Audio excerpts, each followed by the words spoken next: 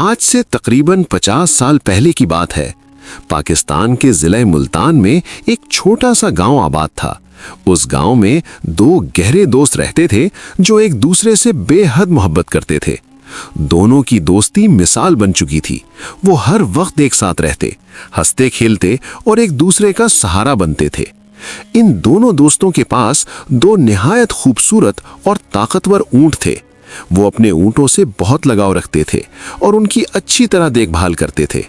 ہر سال وہ اپنے اونٹوں کو سجا سنوار کر تھر میلہ یعنی چولستان کے مشہور ریگستانی میلے میں لے جاتے، جہاں اونٹوں کے مقابلے اور لڑائیاں ہوتی تھیں۔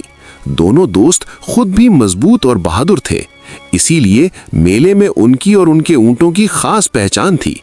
وہ ہمیشہ اکٹھے سفر کرتے، شہروں میں بھی ساتھ رہتے اور ہر لمحہ اپنے اونٹوں کے ساتھ گزارتے تھے۔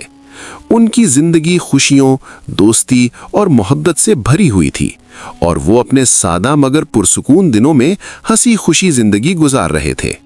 ایک دن دونوں دوست اپنے اونٹ لے کر میلے میں گئے۔ وہاں انہوں نے خوب پیسہ کمایا اور ان کے اونٹوں نے نہ صرف آپس میں بلکہ دوسرے اونٹوں کے ساتھ بھی زبردست مقابلے کیے۔ میلہ ختم ہونے کے بعد دونوں دوست خوشی خوشی اپنے گاؤں واپس روانہ ہو گئے۔ راستے میں ایک تالاب تھا جہاں وہ اپنے اونٹوں کو پانی پلانے کے لیے رک گئے۔ اسی تالاب کے کنارے انہوں نے ایک نہایت خوبصورت، دلکش اور حسین لڑکی کو دیکھا جو مٹی کا گھڑا لیے پانی بھر رہی تھی۔ اس کی سادگی اور حسن نے دونوں دوستوں کو ایک لمحے کے لیے ٹھہرنے پر مجبور کر دیا۔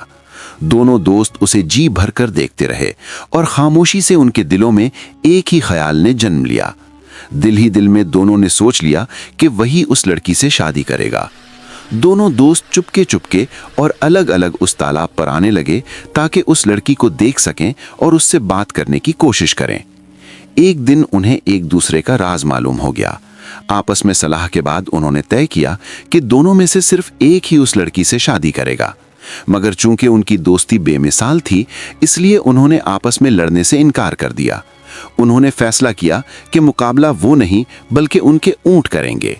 جس دوست کا اونٹ جیتے گا وہی اس لڑکی سے محبت اور شادی کا حقدار ہوگا اور دوسرا خاموشی سے پیچھے ہٹ جائے گا۔ آخر کار بہادر خان اور شیر خان کے اونٹوں کا مقابلہ ہوا۔ سخت جدوجہد کے بعد شیر خان کا اونٹ ہار گیا اور بہادر خان کا اونٹ جیت گیا۔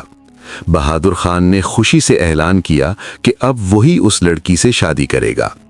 وہ لڑکی سے ملنے لگا، مگر ایک دن ملاقات کے دوران لڑکی نے صاف الفاظ میں کہہ دیا، میں تم سے نہیں، میں تو شیر خان سے محبت کرتی ہوں۔ یہ سن کر بہادر خان کے قدموں تلے سے زمین نکل گئی۔ وہ اب گھر واپس آ رہا تھا، مگر اس کے دل میں اپنے دوست شیر خان کے لیے ایک انجانی سی نفرت جنم لے چکی تھی۔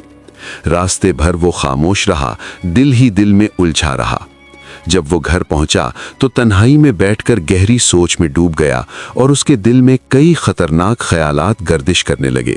ایک دن بہادر خان اپنے گھوڑے پر سوار جا رہا تھا۔ سامنے سے ایک بزرگ ولی اللہ پیدل آ رہے تھے، مگر بہادر خان نے بے احتیاطی کی اور اس کا گھوڑا جا کر بزرگ سے ٹکرا گیا، جس سے وہ زمین پر گر پڑے۔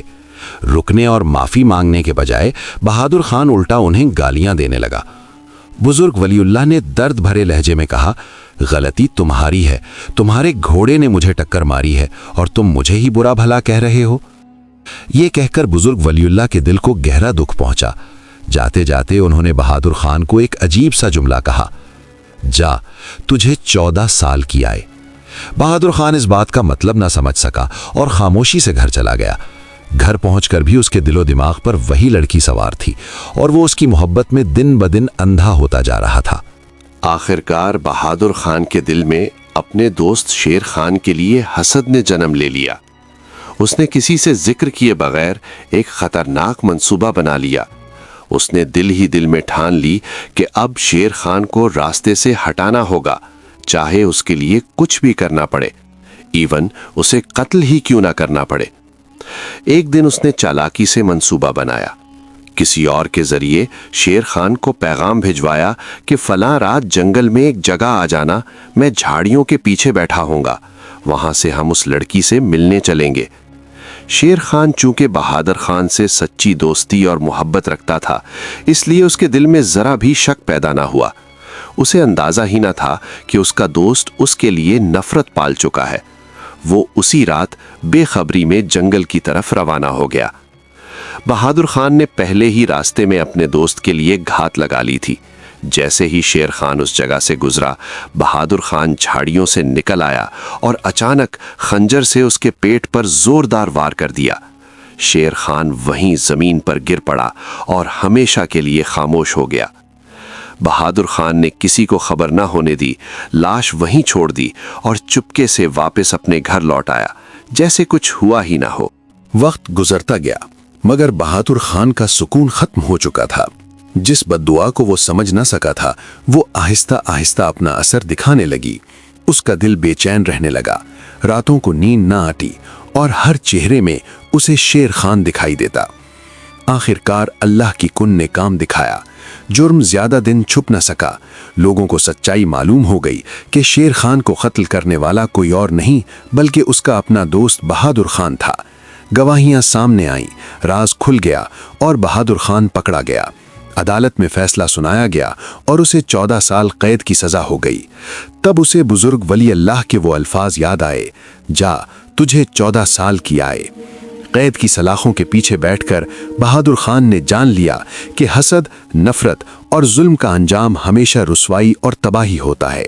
سچی دوستی کو خون میں ڈبونے والا آخرکار خود اپنے ہی گناہوں میں ڈوب جاتا ہے۔ یہی اس کہانی کا سبق ہے کہ اللہ کی پکڑ سے کوئی نہیں بچ سکتا اور ظلم چاہے جتنا بھی چھپایا جائے ایک دن بے نقاب ہو ہی جاتا ہے۔ پیارے ناظرین، کہانی کیسی لگی؟ کمنٹ میں اپنی رائے ضرور دیں۔ آپ کا کمنٹ ہمارے لیے بہت قیمتی ہے۔